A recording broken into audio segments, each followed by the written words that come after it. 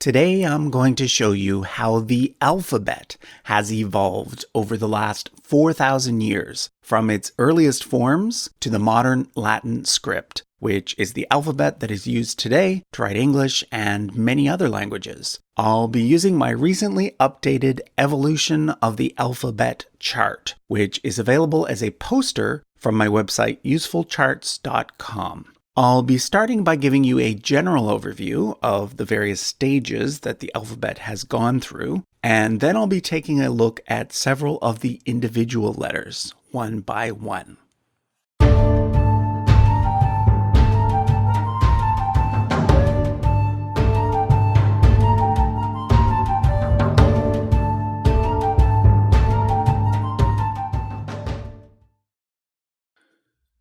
So the first thing you need to know is that not all writing systems are alphabets. In a previous video, which I'll link to in the description, I talked about 5 main types of writing systems. Of these 5 types, the earliest one to develop was the logosyllabary. A good example of a logosyllabary is ancient Egyptian hieroglyphs. In most cases, a hieroglyphic symbol did not represent a single sound, like in an alphabet. Instead, it represented an entire word or syllable.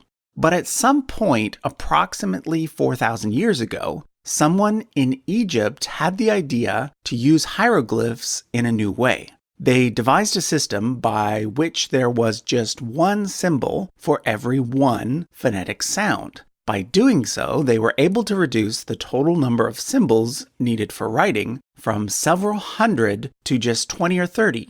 So, for example, this crude drawing of a house, shown from above like a floor plan, came to represent something like the sound B. And this fish came to represent something like the sound D. So it was in this way that the alphabet was born. The name given to this first version is Proto-Sinaitic. It gets its name from the Sinai Peninsula, which connects Egypt to what was once the land of Canaan. It was here that the first inscriptions made using this script were found, although examples have since been found in both Egypt and the southern Levant as well. Because of this, there's some debate over whether the invention of the alphabet took place in Egypt or Canaan. However, what we do know is that it was in Canaan that the idea of using an alphabetic form of writing really took off, because by the year 1000 BCE, and in the centuries that followed it, we have lots of examples of a stylized version of the script being used throughout the Levant, both by the Phoenicians and by the ancient Israelites. Generally, this version of the alphabet is called Phoenician, although when found at ancient Israelite sites, it is called Paleo-Hebrew, but basically they're the same. Note that I've shown the more familiar square Hebrew letters below for reference, and so that we have names that we can use for these early symbols like Aleph, Bet, and Gimel.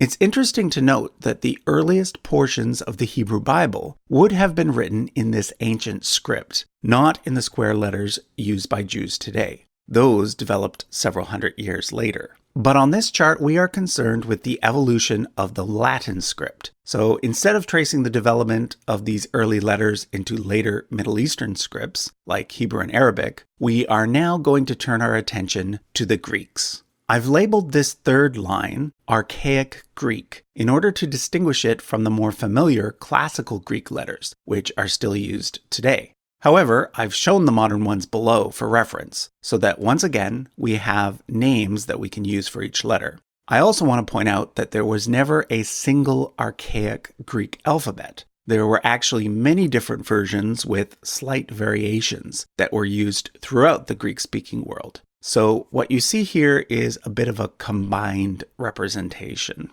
The important thing I want to point out at this stage is that the sound value of several letters changed significantly.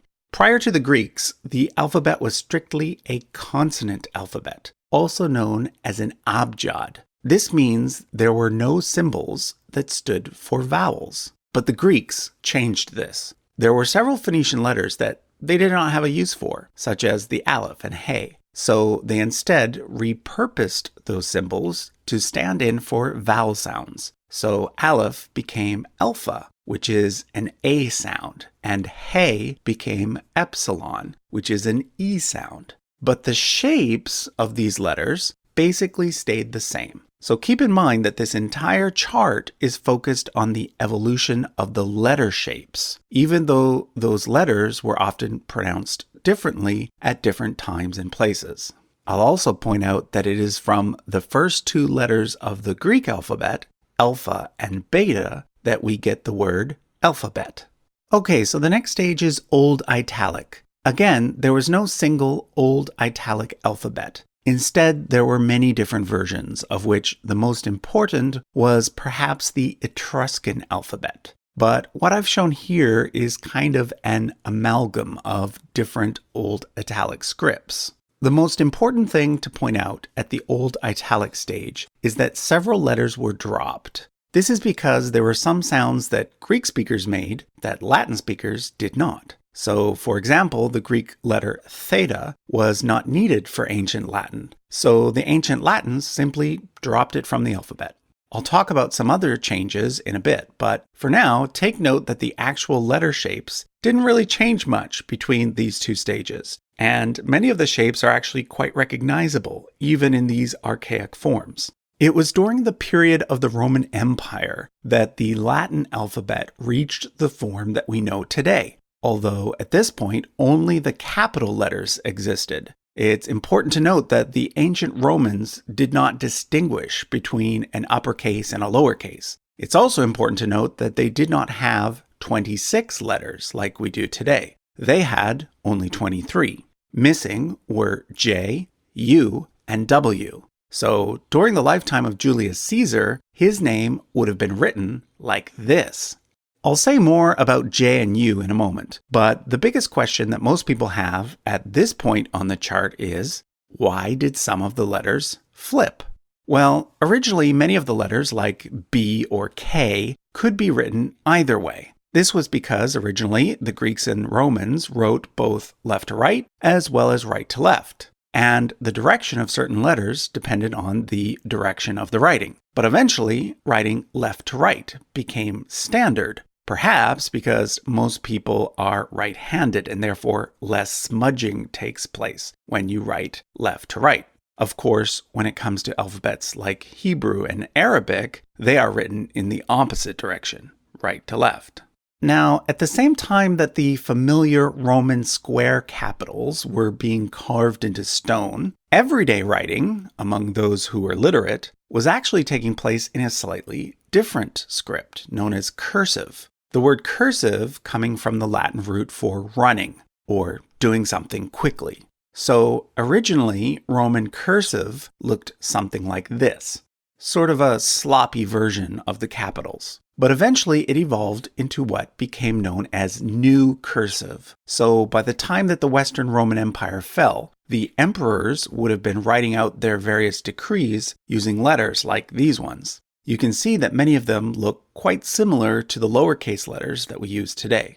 Of course, when the Western Empire fell in 476, much of Europe experienced a so-called Dark Age, during which time there was far less writing going on.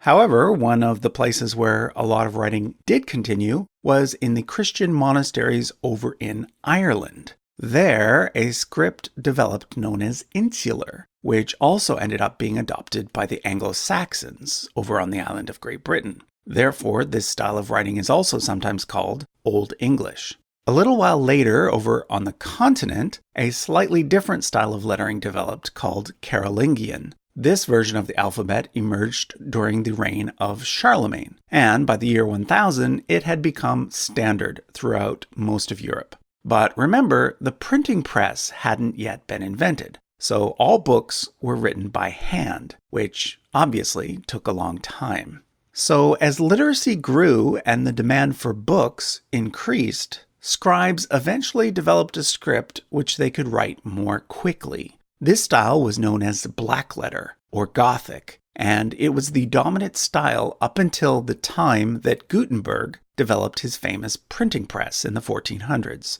At that point, the letter shapes quickly started to look like the lowercase letters we see in serif fonts today, and were combined with the old Roman capitals, which were used at the start of sentences in order to increase readability.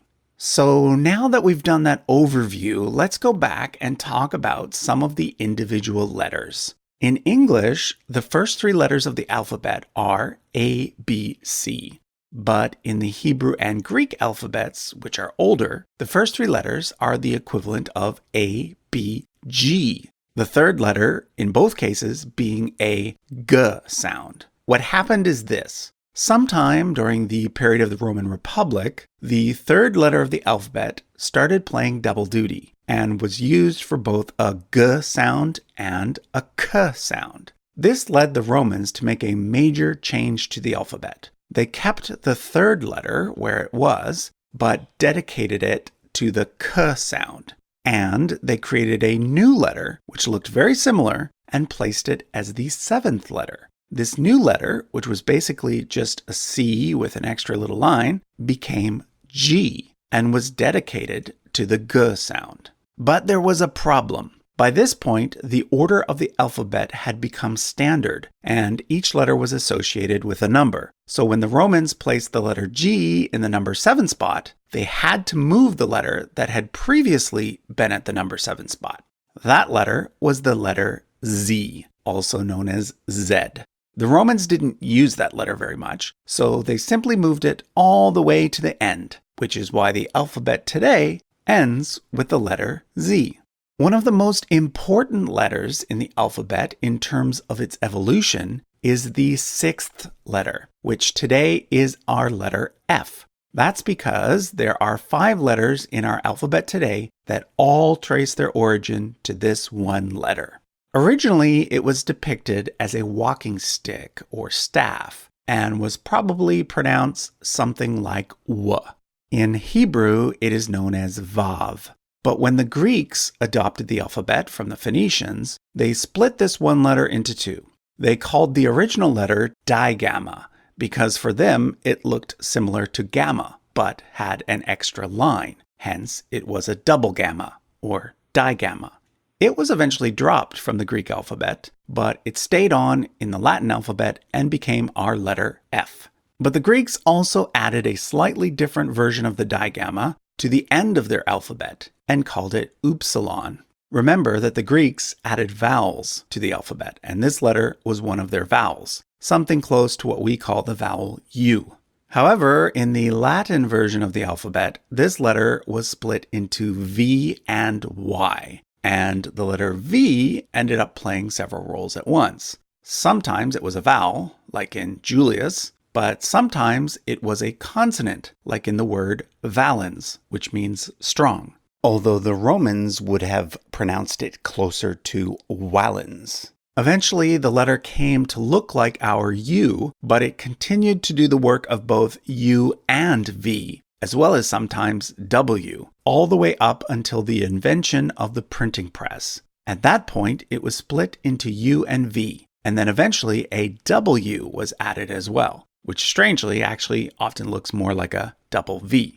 The other letter that we have today that wasn't in the original Latin alphabet is the letter J. Throughout most of history, the letter J was just a fancy version of the letter I, used whenever it came at the beginning of a word. But eventually, in many languages, it evolved as a unique sound, and therefore the fancy I was eventually added to the alphabet as the letter J. Let's now take a look at some of the letters that used to be in the alphabet, but are no longer around. As I mentioned earlier, the Romans dropped a lot of Greek letters because they simply didn't need them. These included theta and psi, but also a letter called san that the Greeks ended up dropping as well. I should also point out that the Greeks added several new letters that never made their way into the Latin alphabet. These include phi, psi, and omega, which was based on the letter O, and also sampi, which the Greeks dropped as well. The only Greek-created letter that did make it into the Latin alphabet is the letter chi, which we call X. Finally, I want to point out two medieval letters that once upon a time were used to write English, but are no longer a part of our modern alphabet. Anyone who has studied a bit of Old English is likely familiar with these. They are thorn and win, and in both cases, their letter shape was adopted from runic letters, as opposed to directly from Latin. Thorn was a th sound, and win was a w sound. But like I say, these two letters were eventually dropped, although thorn is still used in Iceland today. So that was a look at how the alphabet has changed over the centuries. Like I say, if you would like to buy a copy of the chart as a poster, you can head over to my website, usefulcharts.com, or simply follow the link on the screen now or in the description. Thanks for watching.